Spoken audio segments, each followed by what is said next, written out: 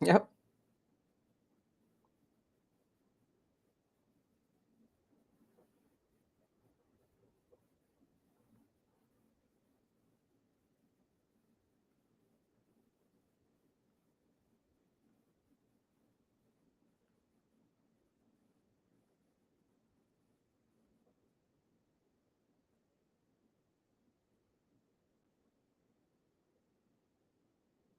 No, no problem.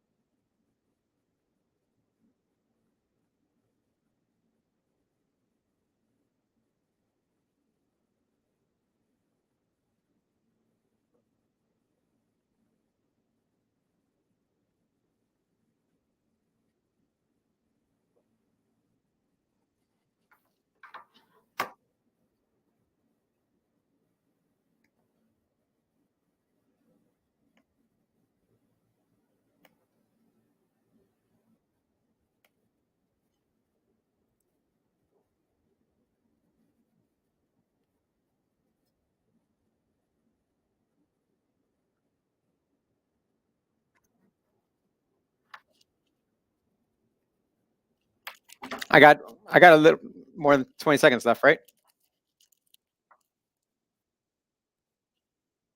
All right, cool. I'll be right back.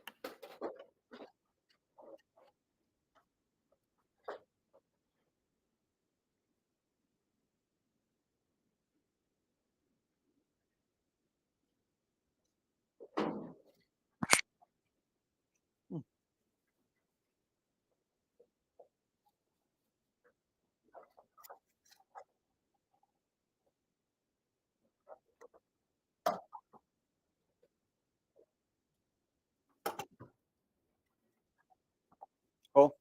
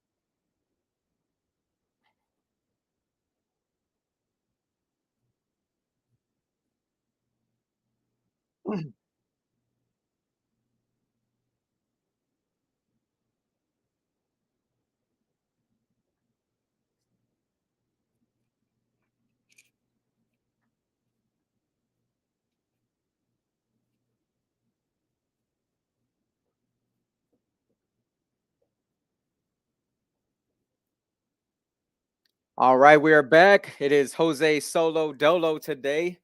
Laval's got some personal stuff to handle. I'm going to do my very best to probably, I'm not quite sure, but maybe potentially piss off half of America here. The question turns a little dark here. All right, but I want you to stay on track here. We're going to discuss this outlandish statement.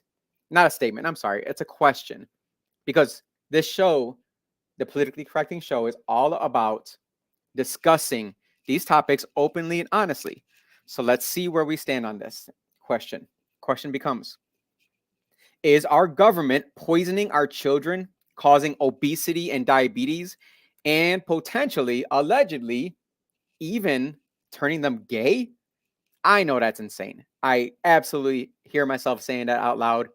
I know it's insane, but let's dive real deep into this absolute nonsense and see if we can come up with an educated response to such a crazy question. Now, according to Moms Across America, 30 million genetically modified school meals are served daily in America to our children. Now, we're going to have some people say, genetically modified foods are not bad, yada, yada, yada. Fine. That's your belief. Let's go with the testing that we see here. Okay. We're going to go based off of scientific evidence. The testing of 43 school lunches obtained from public schools in 15 different states showed that 93% of the school lunch items contained carcinogenic, endocrine disrupting, remember that part, endocrine disrupting, and liver disease causing glyphosate. Let's focus on those EDCs, the endocrine disrupting chemicals. They are defined as a mixture of chemicals that can interfere with any aspect of hormone action. Basically, they can change the brain function and behavior. And we're talking about children here, okay? Children with their brain function and their behavior. And these endocrine disrupting chemicals can cause that. They can interfere with that, should I say. One example of that is a pesticide like atrazine. Some of you may have heard of atrazine. This is what Alex Jones made famous by giving what many thought, and I certainly thought, was a crazy rant stating they were making the frogs gay. Making the frogs gay. This was actually brought up on one of our podcasts a little over a year ago. I would say probably 2 years ago, right, kind of towards the beginning of when Lavelle came on as a co-host. And he talked about that. And I said, what are you talking about, dude? He said, you got to look it up. So we looked up the frogs gay thing. I just put it off to the side. I never even thought about it until last night when I went down a freaking rabbit hole because there was something else that came up regarding public schools and lunches. We're going to get into it though. Well, I looked up on the NIH website, and there was, in fact, a PubMed Central article titled Atrazine Induces Complete Feminization and Chemical Castration in Male African Clawed Frogs. That astonished me. So I read a little deeper because you can't just read the article headline. You must read into the actual article itself. And that, again, this is from the NIH website. Look it up yourself. And it stated, previous studies showed that atrazine adversely affects amphibian larval development. The present-day study demonstrates the reproductive consequences of atrazine exposure in adult amphibians. Atrazine-exposed males were both demasculinized, chemically castrated, and completely feminized as adults. Completely feminized as adults. 10% of the exposed genetic males developed into functional females that copulated with unexposed males and produced viable eggs. We have a caller already. I haven't even gone through this whole article yet. I do want to hear from Todd. Todd, what you got from us, brother?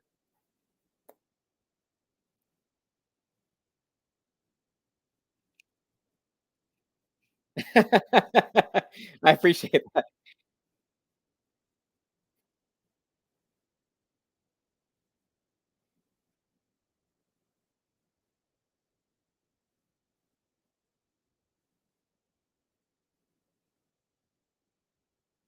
Exactly. And the best the best propaganda. Yep.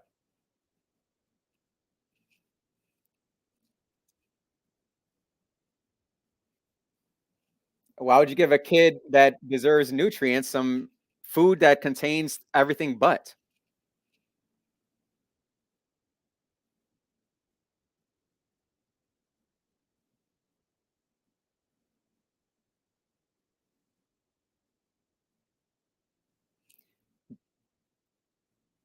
I'm with you, brother. I'm with you.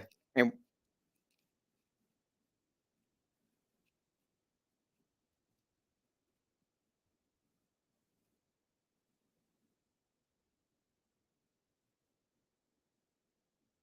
Oh, jeez. Don't say that. I love my air fryer.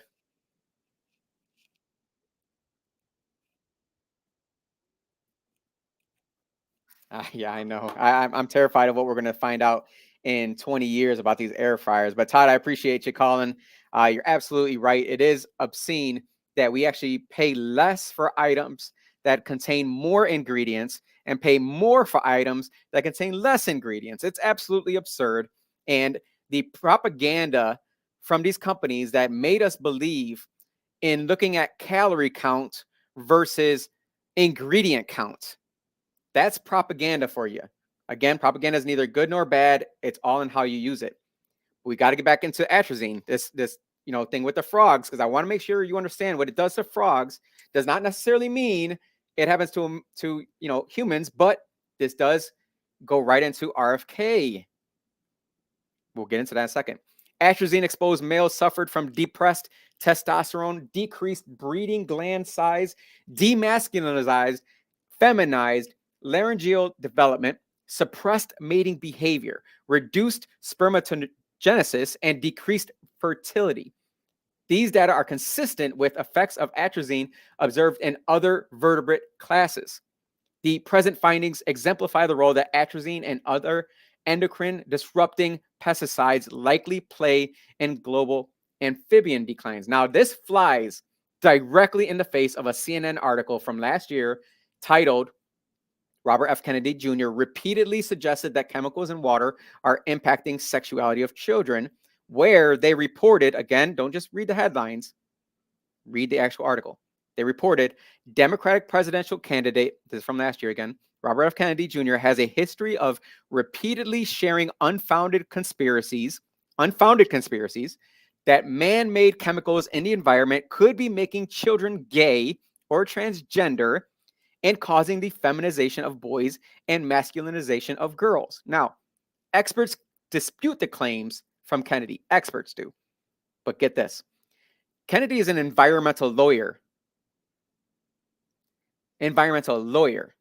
But these experts told CNN his theories that sexual identification, in quotes, and gender confusion, in quotes, among children could be from their exposure to endocrine disruptors found in the environment are completely unfounded.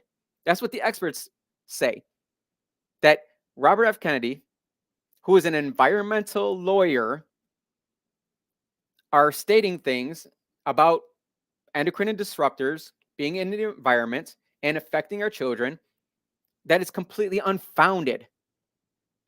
Endocrine disrupting chemicals is what's being fed to our children. And it's being found in 93% of the school lunches. And experts, quote unquote, again, at CNN claim his theory is unfounded. Now, again, I want everybody to know this. I am not a doctor, but I do have the same medical degree as Bill Gates does. And I was able to find evidence to connect RFK's claims to scientific fact. Now, children are certainly not frogs, but the article on the NIH website regarding the frogs said these data are consistent with effects of atrazine observed in other vertebrate classes. That means it's not far-fetched to think that these chemicals, these endocrine disrupting chemicals that have been found in 93% of our school lunch items, that they potentially could be affecting the brain function and behavior of, I hate to say it, of normal children. I know people are going to say, oh, normal children, how are you going to say normal children? It can be normal to be this, that, and the other. Fine. Let's go with that. But I don't think a young child, statistically speaking, I don't think a young child wakes up one morning before he goes to first grade and says, you know what? I like D instead of the P. Or the other way around. A girl, I like P instead of the D. That's not normal thinking behavior for a young child who has no idea what those things do. But That's what we're teaching these kids. And these endocrine disrupting chemicals in 93% of our school lunch items that change brain function and behavior. And then we're adding to that books teaching kids about other sexualities and genders. We are not even close to be done with this conversation. We're going to come back after this. 346-3000 is the number to call in. I've got so much more to add to this. And to go back to that first sentence we started this show with, we'll be back after this with the Politically Correcting podcast. Thank you so much for the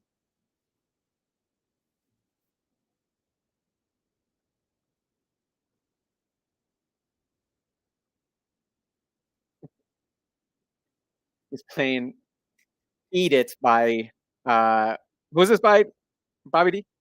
Weird Al Yankovic.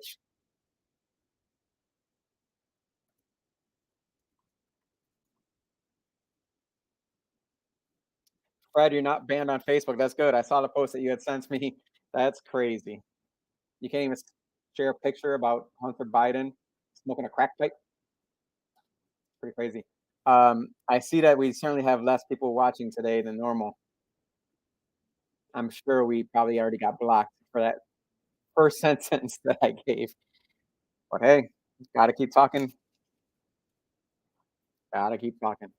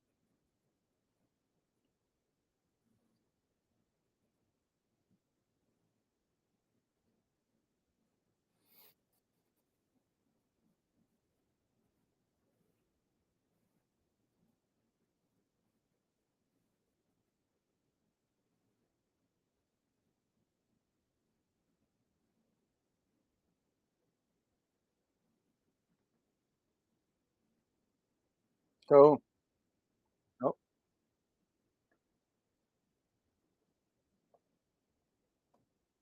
all right, we are back discussing a really hot topic. I know some of you are kind of standoffish about this. The question for today's radio show was: is our government poisoning our children, causing obesity and diabetes, and potentially turning them gay, like Alex Jones and Robert F. Kennedy stated? Now, we've already gone into the gay part. All right, I think we're fine with that part. I think there's certainly um, possibly correlation. I don't see causation. I'm just giving the information out there. You guys make up the decision for yourself. But we do need to get into obesity in these kids. So here's some crazy facts about kids aged 10 to 17. 22% of Black and 22.7% of Hispanic youth are obese. 24% of youth from families in lowest income group are obese as well.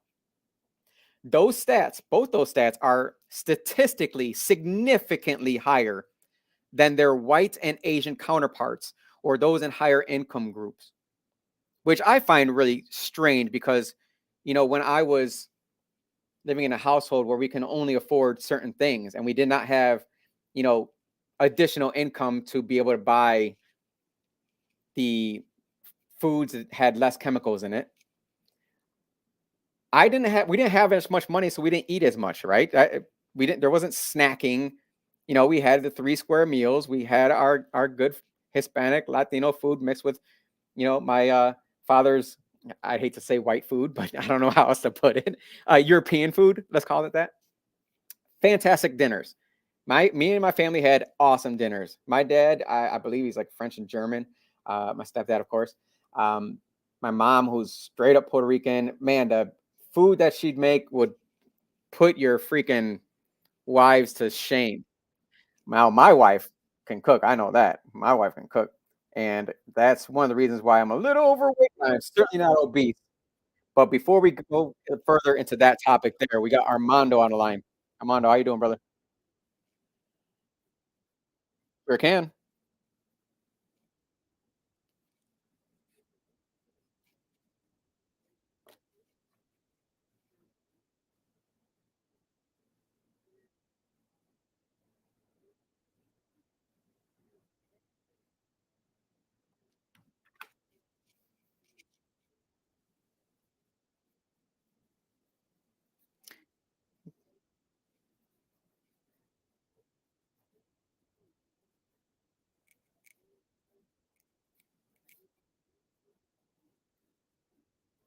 Nice.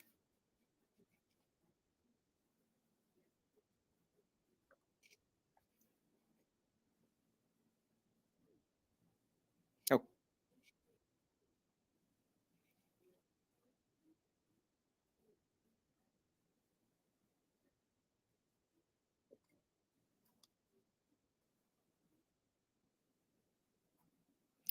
I think the statement that you make or the question you had, will people do bad things to other people for the sake of a paycheck? I think we saw very clearly during COVID that people will absolutely do bad things to other people, their neighbors, their friends, their loved ones, for the sake of not just a paycheck, but just for even social media freaking, likes and follows.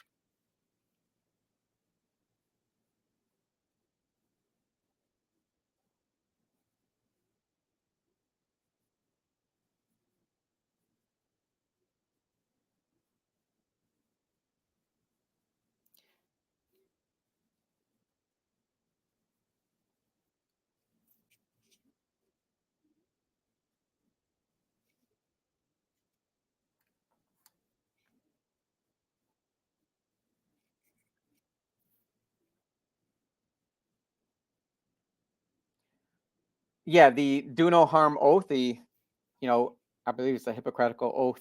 Um, I think they've turned their back to that completely. But you're absolutely right. Actually, we're going to get into more of that topic right here regarding, you know, they justify it to themselves, saying that it's best for them. It's best for these kids. We're actually jumping right into that topic. So I appreciate you calling in and giving some insight into that, because these kids that we're talking about, 22% of Black, 22% of Hispanic youth are obese, and 24% of youth from families in lowest income group are obese as well.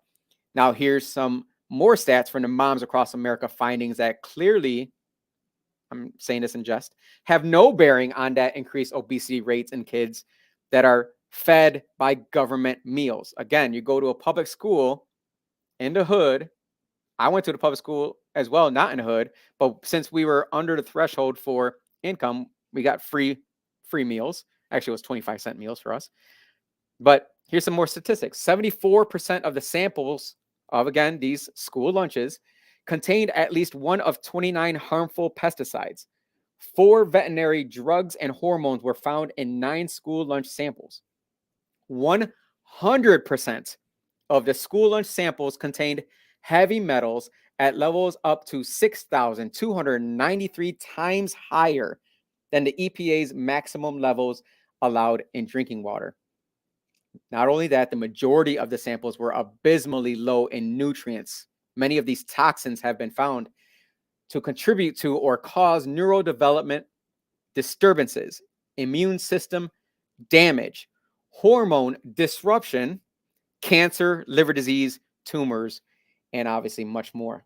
Without proper nutrients, our children's brains will not function properly, and their bodies will not be developed as needed. Often, children with learning and behavioral issues are deficient in just one or two minerals or vitamins. When those nutrients are added back to their diet, their mental, physical, and behavioral issues subside. Even violent behavior is discontinued. Our children must have proper, nutrient dense food, not this crap that the government has been feeding to them. I brought this up at the last uh, budget hearing that I had on city council to our Rochester City School Board, who increased their budgets at that time to over $1 billion. And we talked about the food. These kids were giving them free breakfast, free lunches, but yet their obesity rates are increasing. How is it that these kids who can't afford to eat outside of school, that's what they're telling us, they can't afford to eat, so we have to feed them food. They can't learn anything because they're not eating, so we got to feed them food. Well, it looks like the food, to me, it looks like the food is destroying them. Why am I saying that? Because in Black adults, so we're going to go from kids age 10 to 17 to adults here. In Black adults, the rate of diagnosed diabetes is 12.1%. In Hispanic adults, the rate of diagnosed diabetes is 11.7%. But guess what the rate is for white adults? Almost half those numbers, 6.9%. Now, this is not a race thing to me. I don't like to make it a race thing, but when we have Black adults, Hispanic adults with high rates of diagnosed diabetes, when we have Black children and Hispanic youth with high rates of obesity, and we are specifically targeting those demographics for giving them free, I'm using air quotes here for anyone not watching online, free food from the government.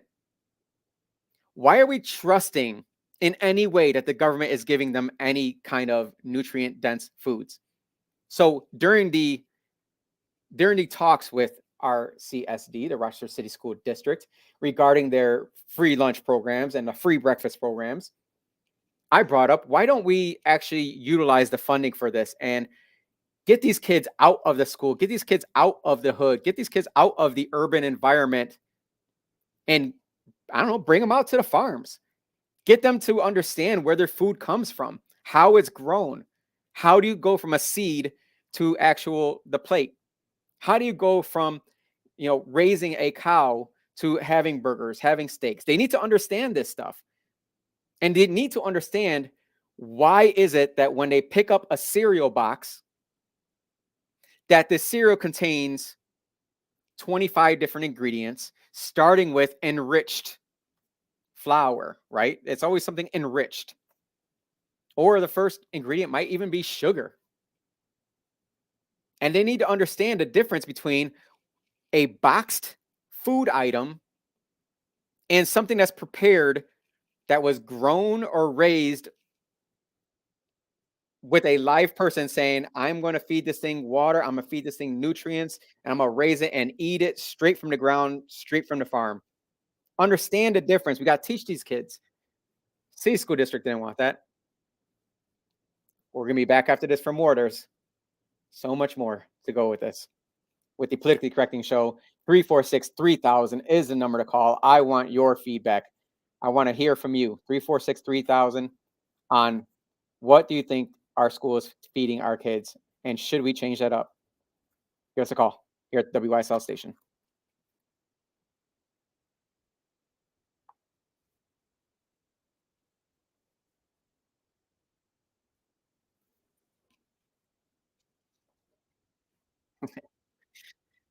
For those who can't hear, it's Poison from Viv DeVoe that he's playing there. Bobby D.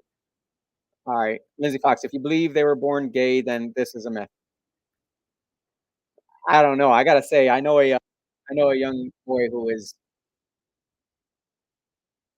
He couldn't be anything other than that. He couldn't be anything other than that. So I don't know how to answer that. I have no idea. No idea. No clue. You can blame the government, the indoctrination camps, and medical industrial complex for their obesity epidemic. Big pharma benefits the most, of course. Right now, whatever company invented Ozempic is profiting big time. Yeah, big pharma is definitely a topic that should be brought up as well, because they are just banking on us, banking on the taxpayers. They're implicit on all this. We know that. There's no healthcare. We'll get into that when we come back, though. I believe my type 2 diabetes was caused by my consumption of processed foods. Yeah, I would agree with that, Fred. I would agree with that. 100%, but you can reverse it. I highly recommend a carnivore diet. Yeah, I've heard carnivore diet was all the rage these days for kind of getting rid of a lot of the nonsense inside your body. Certainly feel free to jump in on the topics in here on Facebook, Instagram, LinkedIn, YouTube, X, all over the place.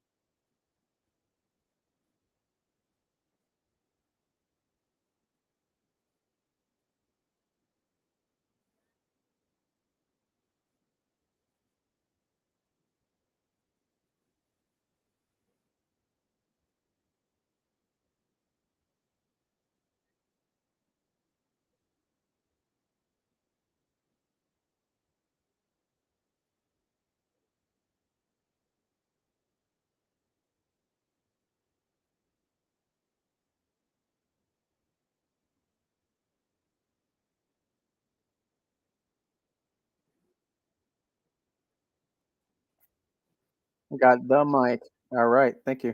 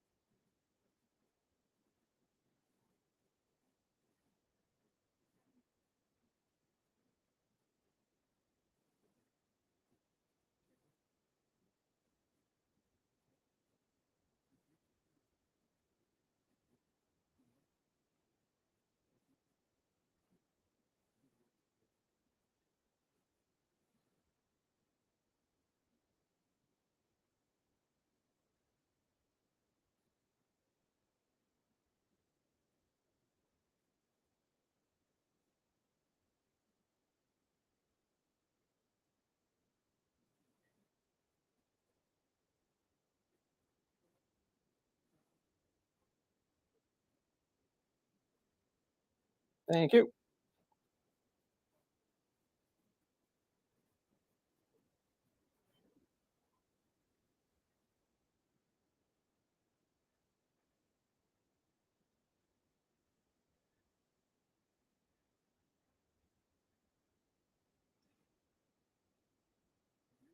All right, we are back with our obviously health conscious episode here with the politically correcting boys. My name is the Jose Pio. I'm solo dolo today. We have the Mike on the line to give us some insight. The Mike, what you got for us, brother? Please do.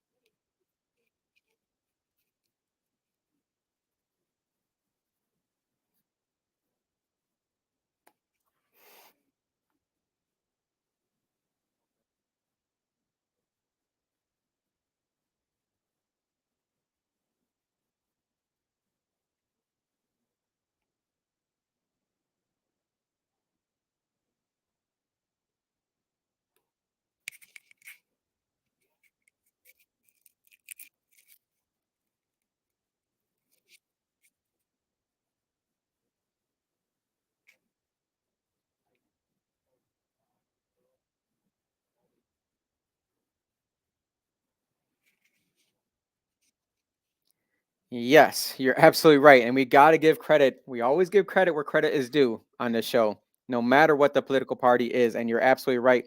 Michelle Obama was a big proponent on healthier foods for kids. It was the Healthy, Hunger Free Kids Act, which provided meals to children that normally could not afford those nutritious food items.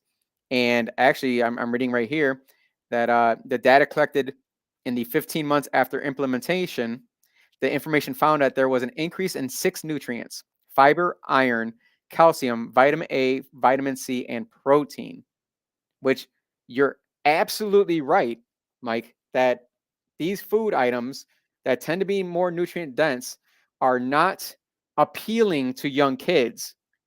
And that's why they always go towards candy, they go towards chocolate, they go towards, the convenience stores with the Jamaican beef patties and the chicken wings and the, frozen pizzas.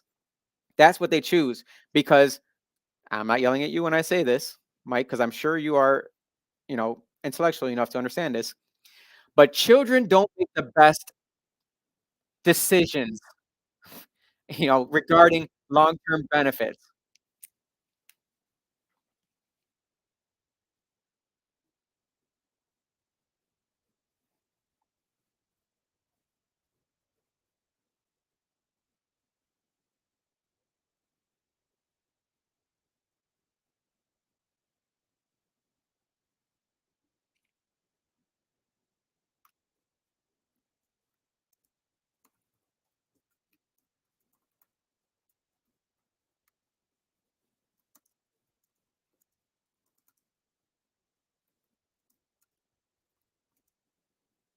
Right. Yeah.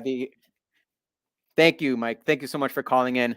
You're absolutely right. And I feel that there's a big push behind this to kind of block that information from being distributed within the schools. It's funny how, you can, if you were to go to a school and say, hey, I am looking to do a uh, gender affirming class. I'm looking to do a gender studies class. I'm looking to do a class where we're going to have cross dressing queens come in and teach classes about those two items. You will get approved probably immediately.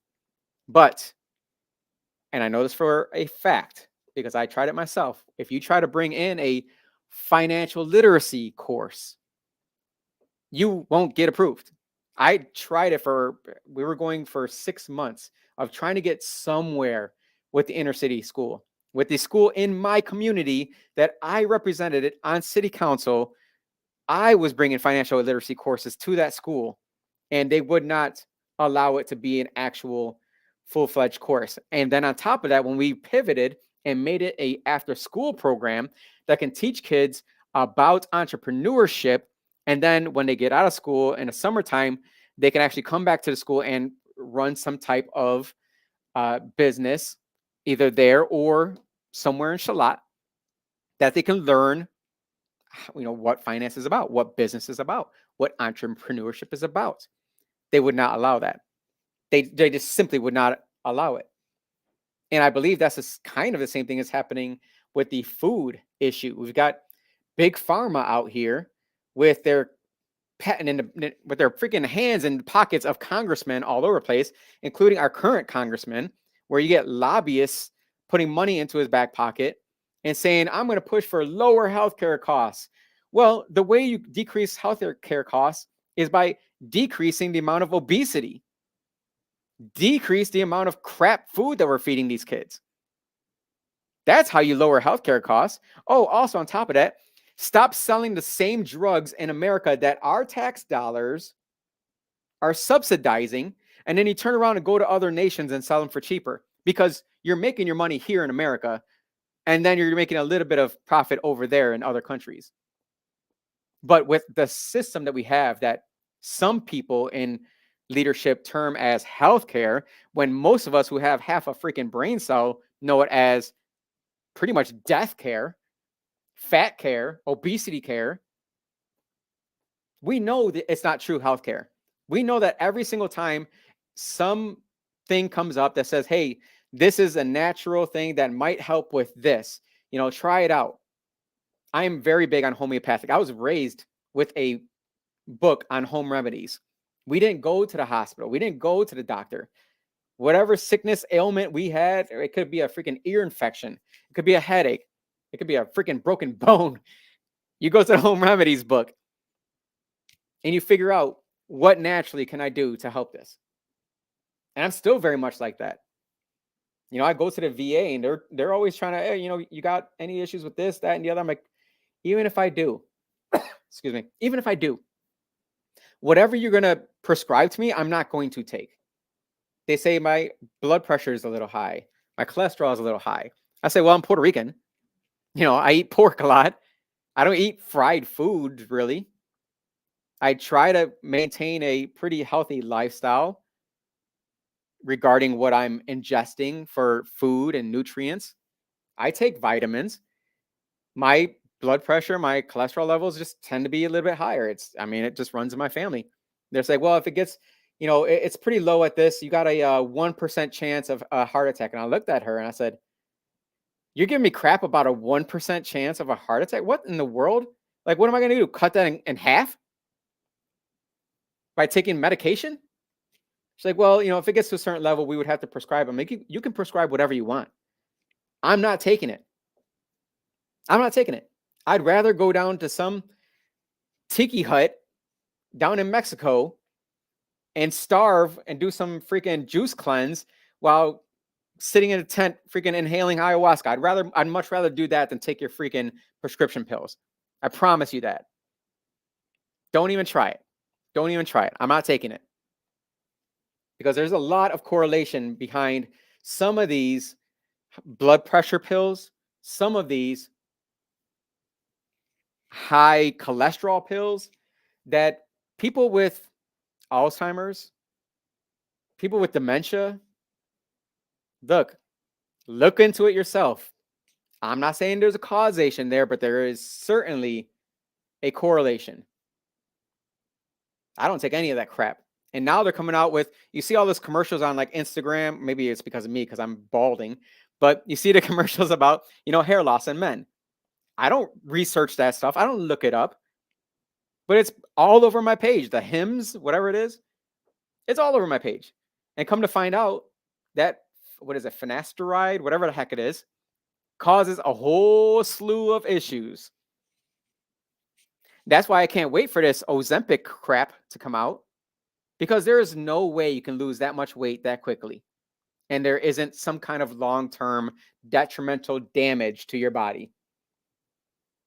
Everything we look for in America is short-term gains. We want it immediate. That's why when it comes to working out is cheap. Taking vitamins is cheap. But if you want to get I don't know, get your stomach freaking stapled, get liposuction, take Ozempic, those things are expensive for a reason, because you get immediate benefits out of it, but God forbid you find out whatever the long-term repercussions are. I just want you to look after your health. That's what we're about here on the Politically Correcting Show, is about feminism and health. And we're going to get more into that when we come back. And maybe we'll get into a little bit of New York nonsense. We got a little bit of time in the next session, but give us a call. 346-3000 is the number to call here into the WYSL station, and we'll be right back after this.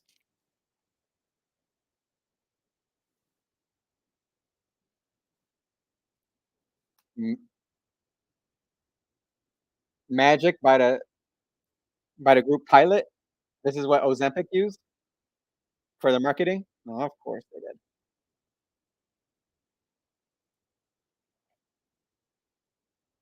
Oh, Lindsay, okay, I read your, post. It said, "I'm on it now. I've lost 10 pounds in 2 weeks." I thought you were talking about Ozempic, but I see that I'm hoping you're talking about the carnivore diet.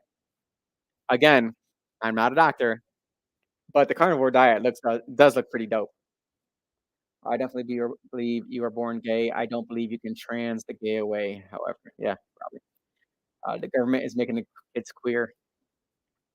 I we talked about that in the first part. You might be right about that. I'm not sure.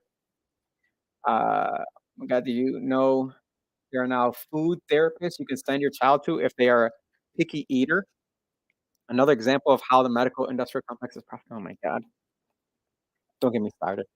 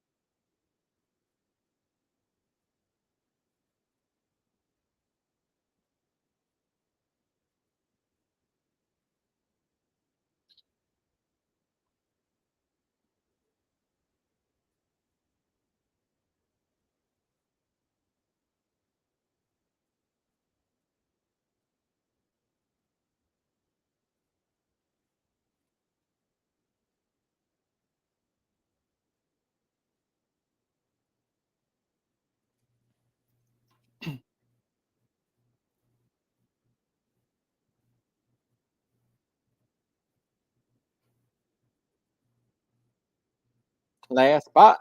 Sounds good.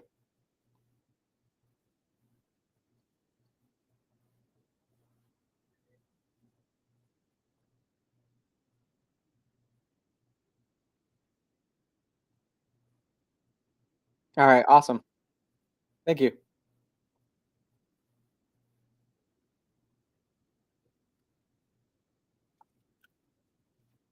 Yeah, buddy, we are back with the Jose Pio and the politically correcting boys. I am solo dolo today, but we've been talking about health and how the government could potentially be, I don't know, destroying it. Let's get into this topic here. This one really lit my buns on fire. A woman in need of a lung transplant has been turned away by the Mayo Clinic after they determined she was not eligible because she, get this, hadn't been fully vaccinated against COVID 19. The patient is the mother of popular YouTuber Toby Turner, who called her clinic out on his X account last week, stating, "The Mayo Clinic rejected mom's lung transplant due to lack of a full COVID vaccination." Turner, also known as Tobuscus, not even sure how to say that, said in a post to X last Thursday, Mayo with a side of murder. The rejection letter stated, "At this current time, you indicated that you have not received a COVID 19 vaccination." Letter said, "If you want to be considered for a lung evaluation, you will first need to obtain this vaccination and provide proof that it has been obtained." The post sparked widespread outrage from Turner's followers, who uniformly condemned the clinic for turning his mother away at her time of need. Quote, "Unvaccinated people need to consider unchecking the organ donation box on their driver's license and refuse to give blood," recommended one user. "We don't get any of that if we need it, and I'm sure they wouldn't want our organs or blood anyway, right? This is disgraceful," end quote. Another user claimed that she had been rejected by the Mayo Clinic for a follow up appointment for having, quote, "stroke like episodes" within minutes of informing them that she had been diagnosed as vaxxed injured. We see what they're doing here. I mean, there's so much nonsense still going on about this COVID-19, and they're trying to tell us, yeah, voters are tired of hearing about it. People are tired of talking about it. You know, they're going after Dr. Fauci. Look, I'm gonna I'm gonna say it out loud. Dr. Fauci deserves the death penalty. That man needs to go to court. He needs to be tried. He needs to be found guilty, and he needs to be tried for murder, mass murder, for what he did and what he told us to do during COVID with zero evidence to back him up, with zero scientific studies to support 6 feet distance, social distancing, double masking. Not even vaccination anymore. It's not even a vaccine anymore. It is a freaking, I don't even know what you call it, because remember, they changed the definition of vaccine just for this, the mRNA. Change the definition. And most of us remember who was mostly hurt by this. Think to yourself, during COVID, when it first came out, who were the first ones dying? Elderly. Correct. Who were the second ones? Obese. It was people who were obese that were some of the number one risk to COVID. And what did we do? Oh, yeah. We gifted them for their slavitude to getting their jab donuts, burgers, and beer. We shut down gyms, but we kept open fast food and liquor stores. This can't be done on accident. If you were to think about a crazy story about how someone somewhere in another world, let's say, were to be trying to dismantle their country and destroy huge groups of people. I'm not saying this is what happened. I'm saying this is what I would do if I wanted to do that. You're telling me that there's a huge strain on my healthcare, that taxes are too high because we have too many old elderly people who are living with comorbidities and they're on 20 different freaking pills every single day, and this disease, this threat from China comes around and kills off a bunch of people that we don't have to pay for anymore, that we don't have to keep on our healthcare costs anymore. This is only beneficial for big pharma. Remember, our tax dollars paid for the vaccines that they made billions of dollars on. Our tax dollars were used to give bonuses to the same doctors that were telling you on public national television that they're going to have to make hard decisions on who they're going to bring in first. And we had people on late night TV saying, well, it's not a real decision. Vaccinated person, come on, I'm going to help you. Unvaccinated person with your horse goo. Remember that? That unvaccinated person eating horse goo? Sorry, but you're going to have to be left to die. And I believe now we got Cuomo, who might have to start answering to what happened during COVID when he put all of our grandparents all in one location, kept them away from hospitals. That I will never let this go. I don't care what anyone says. I will never let this go. But this is a huge problem for this election coming up, because it was Donald Trump who still stands by everything he did. The shutdowns, the COVID vax being available quicker. He is very proud of it. Joe Biden, with his literal calling out of unvaccinated people. We have I get livid every time I think about this guy talking about how there's going to be a winter of death, dark winter of death, and that their patience is growing thin. Those are the top two contenders for president. So yeah, anyone that says that my vote for RFK, because like I said, if Donald Trump doesn't pick a vice president that I want, I'm going the same way I voted for the past I don't know how many years. I'm gonna go third party. I'm glad to say I'll vote for RFK. I don't care. I'm not ashamed to say it. I'm not ashamed. Look up the past third party contenders. I've voted for them for president. You know why? Because we need a third party, a legitimate third party. And we need to send example to the Democrat Party and to the Republican Party that we're tired of the same old, same old. Everyone who's in Congress right now, who's voting to continue giving money away, who can't get the border resolution passed, who can't talk to their Democrat counterparts, the Democrat counterparts who refuse to even talk about the border issues, all of them out. We just had 8 suspected terrorists with possible ISIS ties arrested in New York, LA, Philadelphia. Men from Tajikistan. They came through the border. One of them used the freaking CBP app. All of them were being watched by the FBI. And you're telling me that we can't get congressmen and women to agree to shut down the freaking border? That's like the number one issue right now. It's tied. Border and affordability. And what are we focusing on? What are these